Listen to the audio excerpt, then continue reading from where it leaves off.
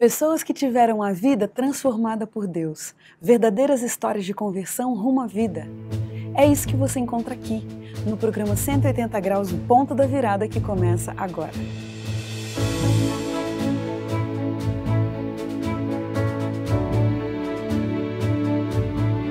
Quando sentimos o toque de Deus na vida, uma mudança acontece.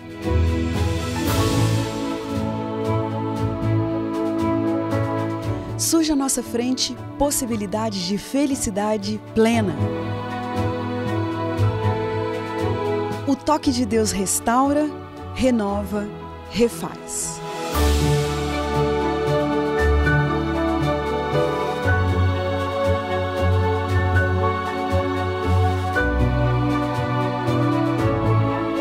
Hoje conheceremos uma pessoa que experimentou essa graça maravilhosa.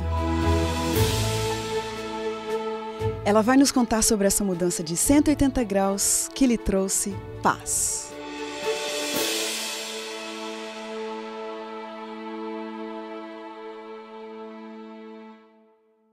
Ele nasceu em Santa Cruz de la Sierra, Bolívia, numa família batista tradicional.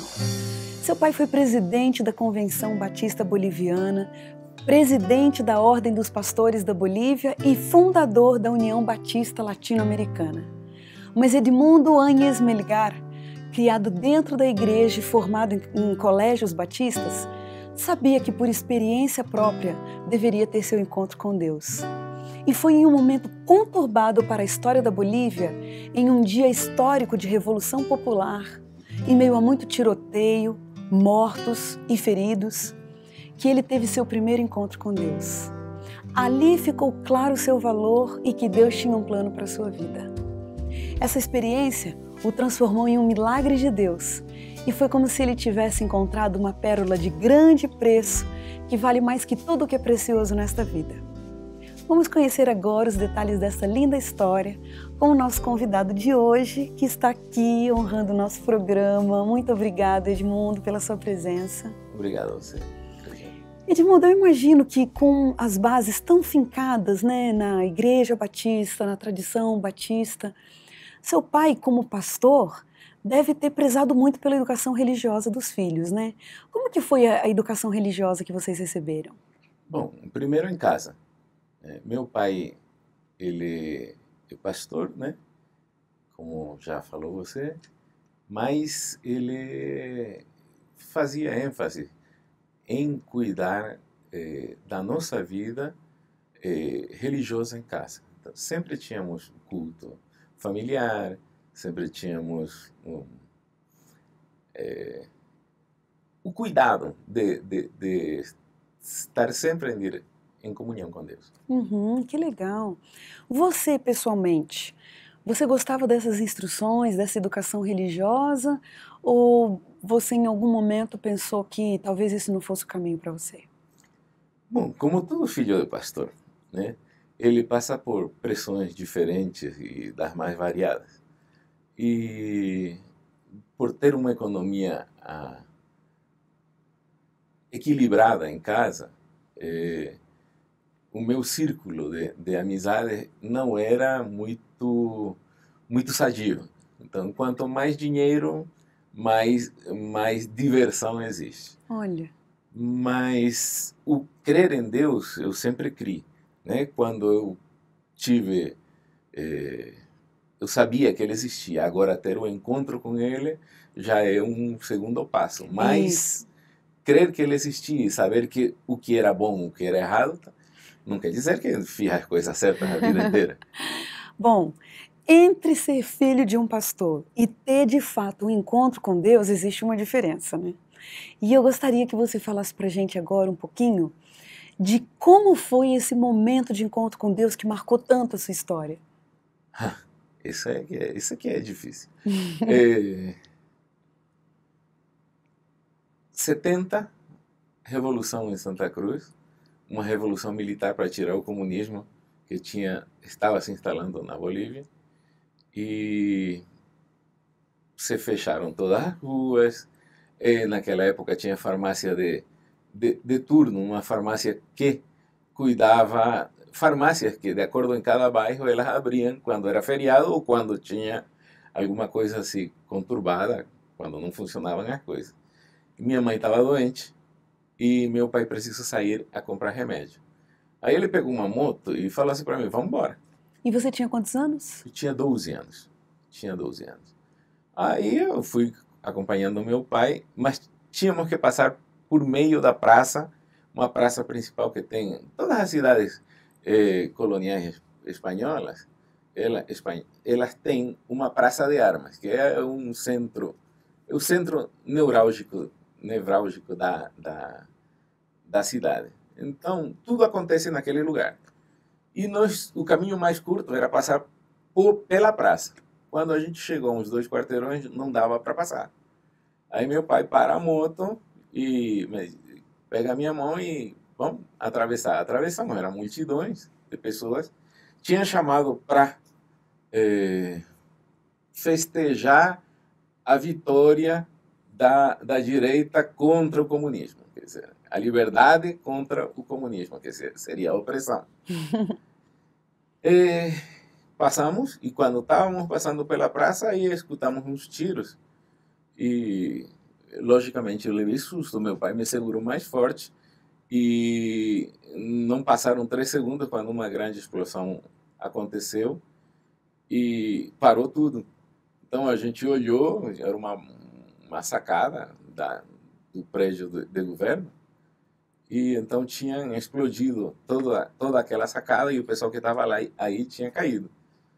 Então, e a gente não conseguia passar a rua porque tinha um movimento muito grande, carros, ambulâncias passando, e demorou um pouquinho.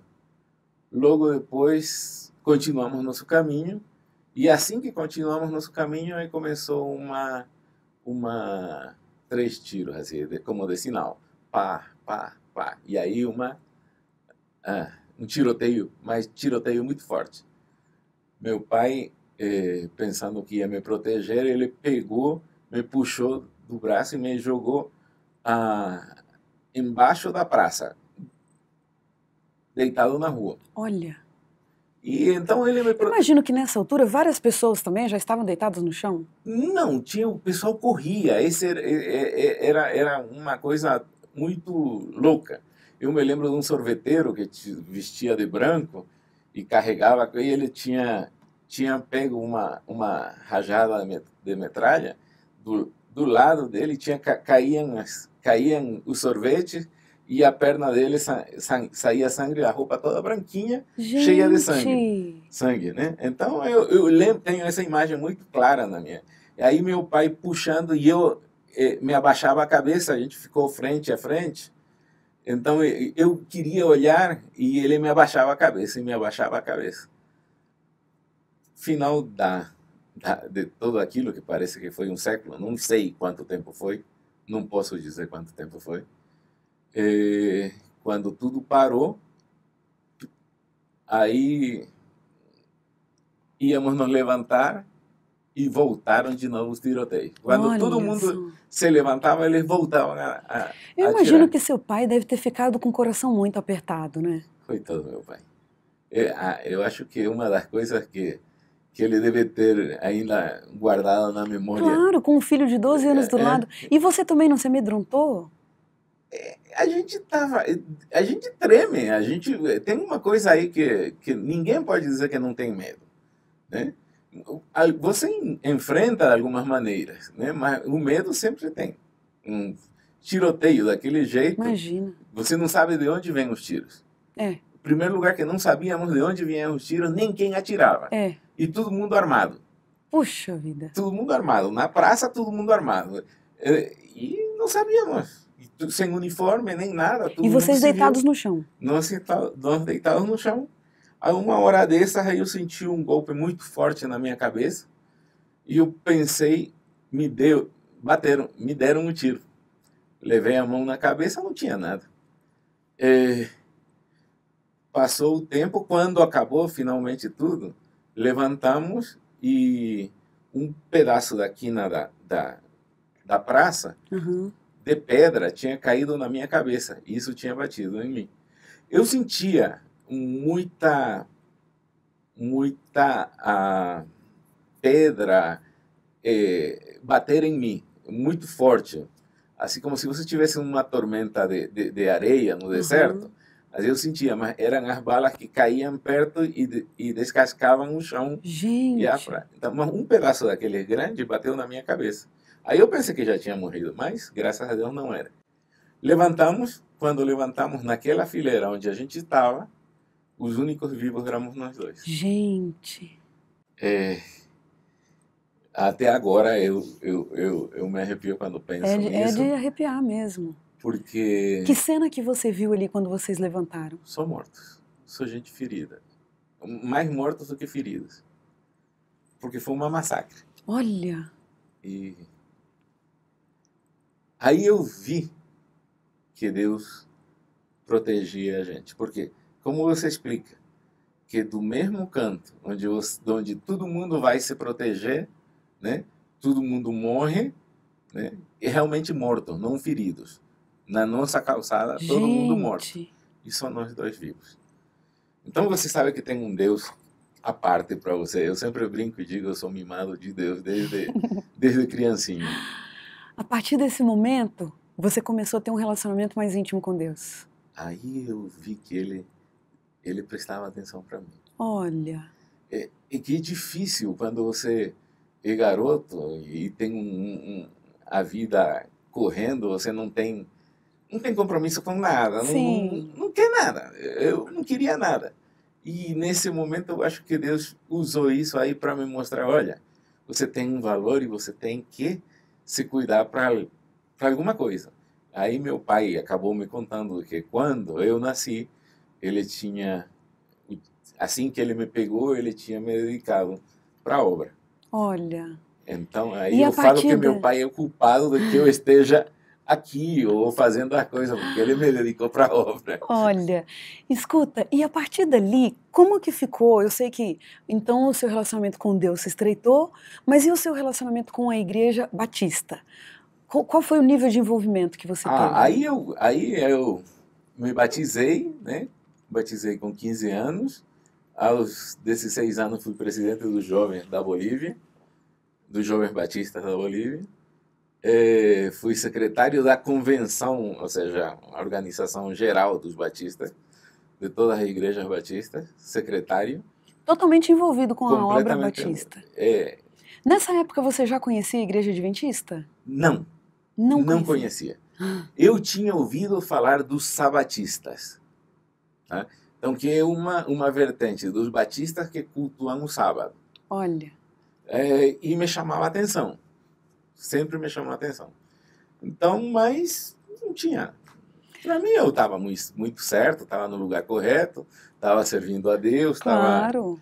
E estava fazendo as coisas certas. O único que acontecia era que, quando eu chegava no mandamento do sábado, sempre tinha uma desculpa para não ser o sábado. Edmundo, o fato é que hoje você é um adventista do sétimo dia. E eu quero saber o que foi que aconteceu, que você teve um encontro com Deus, maravilhoso, belíssimo, único, você já disse pra gente. Agora, esse seu encontro com a igreja adventista e o seu compromisso com a igreja adventista, como aconteceu isso? Deus tem os caminhos. Tem. Né? Eu não consigo entender como ele age, mas eu sei que ele opera e dirige certinho. Eu fui convidado para ser professor visitante. Eu era professor titular na universidade na Bolívia, na Universidade do Governo na Bolívia. Fui diretor de curso lá, de comunicação, de arquitetura. Mas acharam o meu currículo Lattes, como eu fiz mestrado e doutorado na Federal do Rio de Janeiro.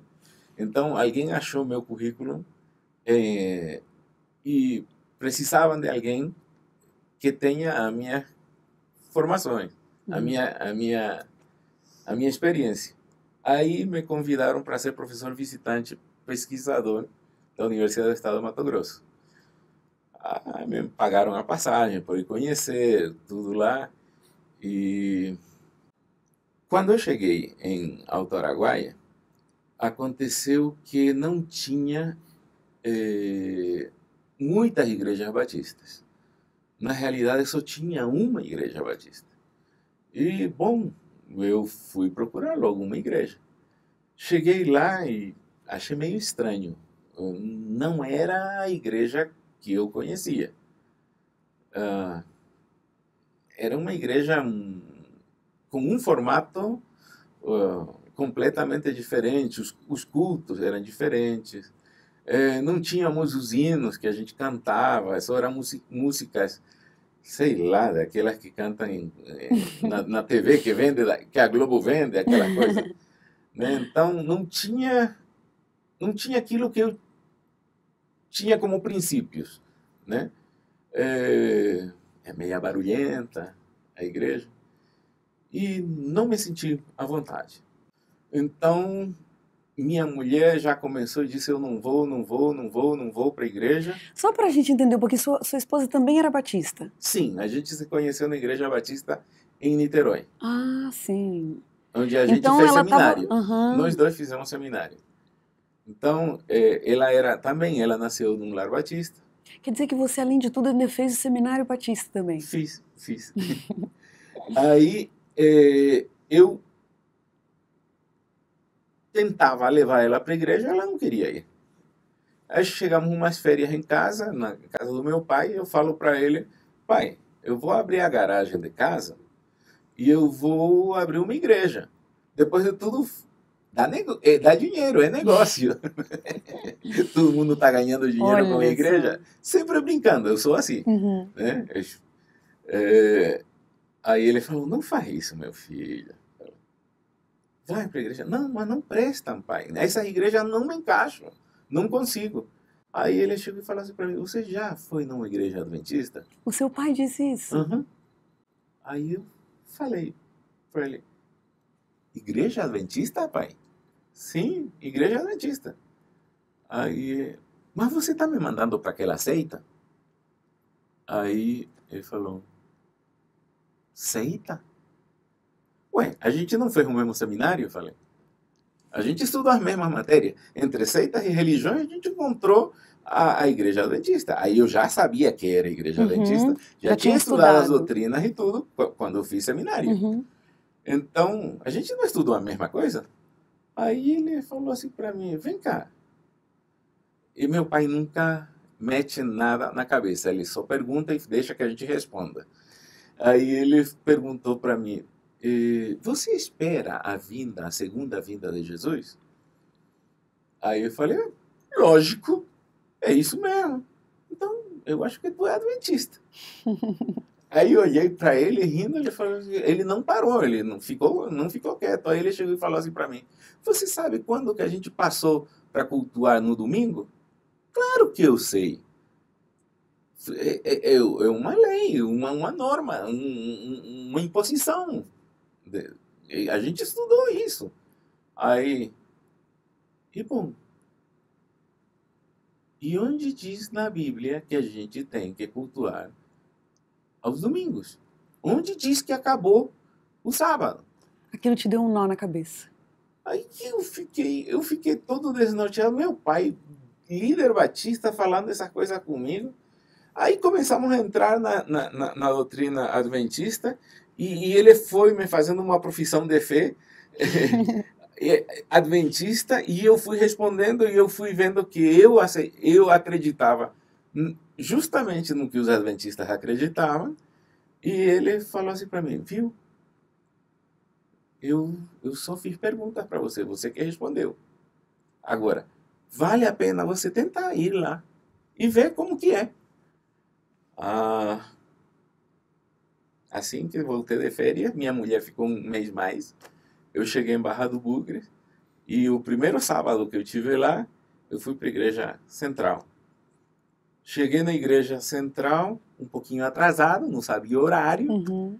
E logo que eu entrei, a pessoa que me recebeu me botou num lugar, num banco livre e tinha uma velhinha do meu lado.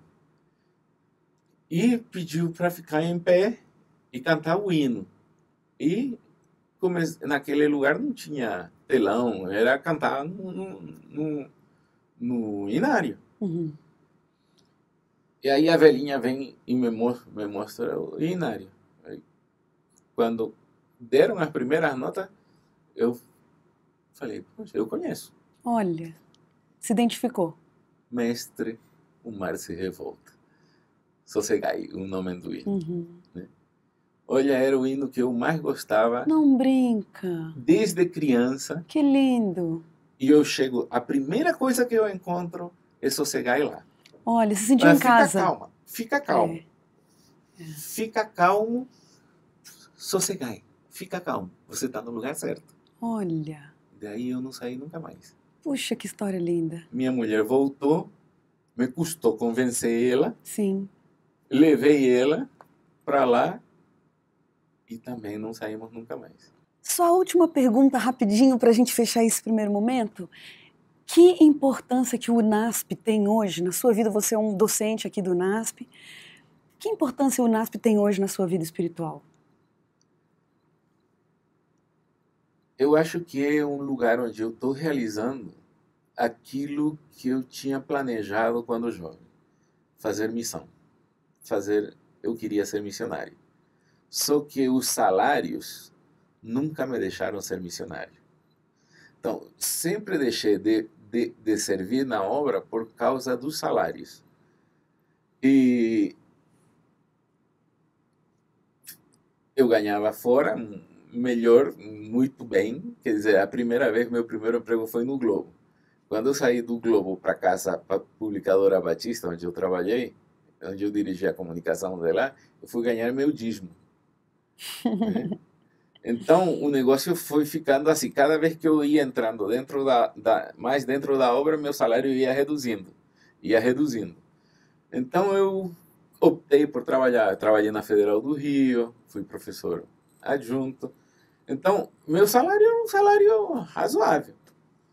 Então, eu acho que o inimigo usava o salário para eu não cumprir aquilo que era meu desejo, aquilo que eu tinha até prometido para Deus fazer. Quando eu estava em Alto Araguaia, em Barra do Bugres, lá no Mato Grosso, aí eu descobri que existia... eu não conhecia a igreja adventista. Então aí comecei a descobrir as coisas que tinha a igreja adventista. Aí descobri que tinha universidades. Eu sou professor universitário. Por que não juntar? Muito tempo, 30 anos professor, né? Então, por que não? Aí eu decidi vir para cá e trouxe currículo, passei para um lado, para o outro, e demorou algum tempinho até que o currículo chegou na mão certa. E me chamaram quando fiz a entrevista, me disseram, é voto, porque tem que te trazer para cá. Então não é responsabilidade minha, mas por mim você já estaria aqui. Aí eu falei, eu posso falar para minha mulher que a gente vem para cá, porque a minha mulher já não quer fazer mais mudança. Aí ele falou, pode falar. Dessa maneira eu cheguei aqui, porque estava abrindo o curso de arquitetura. E eu vinha de um curso de arquitetura que tinha sido acabado de ser aprovado pelo Ministério da Educação. Eu tinha feito parte daquela equipe e da transformação que a gente fez no curso.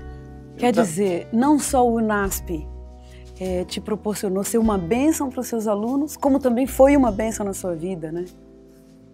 Eu acho que ele transformou a minha postura, mudou a minha postura na vida. Agora eu dependo completamente de Deus, o que eu não sabia o que era depender de Deus. Eu dependia de mim mesmo, do meu conhecimento, do meu irmão, do meu pai, dos meus amigos. Sim. Né? Mas nunca dependia diretamente de Deus.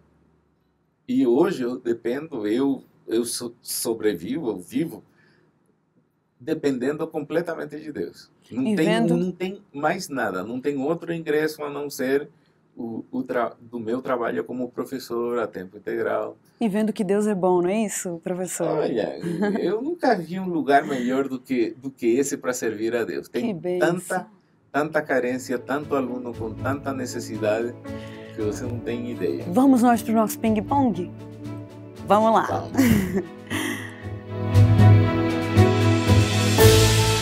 Sabedoria.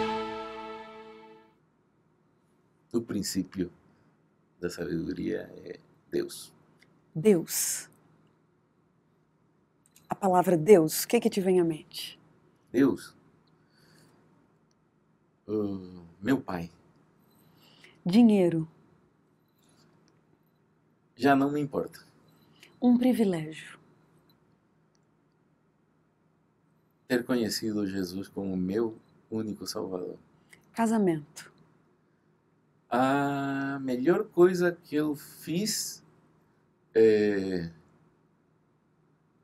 a melhor coisa que eu fiz, porque a segunda melhor coisa que eu fiz foi estudar desenho industrial. Envelhecer. É algo natural e quero envelhecer sem dar trabalho a ninguém. Um versículo da Bíblia que te acompanha. Tem tantos, mas eu vou tentar usar hoje um que é o que tem norteado nossa permanência aqui, que é o Salmo 23:1. O Senhor é meu pastor, nada me faltará. É isso mesmo, professor. Aliás, a sua história prova que Deus tem cuidado de você de forma abundante. Que Deus possa continuar abençoando você, a sua história, que você e sua família continuem sendo uma luz. E mais uma vez, obrigada por vir aqui dividir seu testemunho com a gente. Muito obrigado. E a gente termina o programa 180 Graus, o ponto da virada, feliz por esse testemunho tão lindo.